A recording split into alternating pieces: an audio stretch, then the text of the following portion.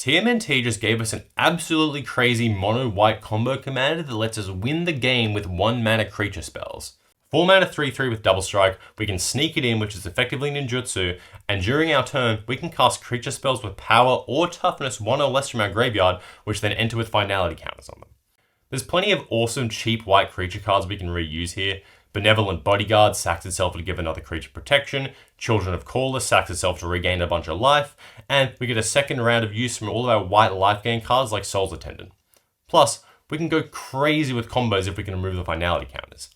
There's plenty of good ways to remove counters as one-offs or once per turns. Scholar of New Horizons removes a counter and grabs us a land.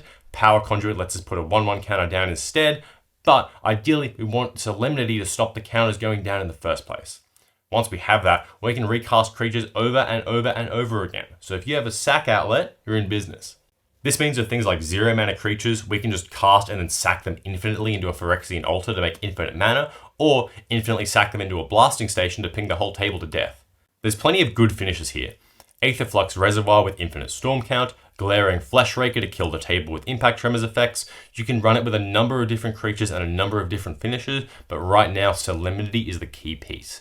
Thankfully, it is in white, so it's easy to tutor it up, and we can use a Ranger Captain of Eos effect or another silence effect to make sure nobody interrupts us while we push for a win. If you do lose Solemnity, you can also set up some trickier loops of Clock of Omens and cards from the station cycle, using 0 mana artifact creatures to untap the stations, activating the Clock of Omens using the creature in the station to untap Power Conduit, using the Power Conduit to remove the counter, and then sacrificing the creature to your sack outlet to restart the loop. Obviously, this is pretty terrible, honestly. It's a lot of moving parts for a backup, but it goes to show there's definitely ways to break the card.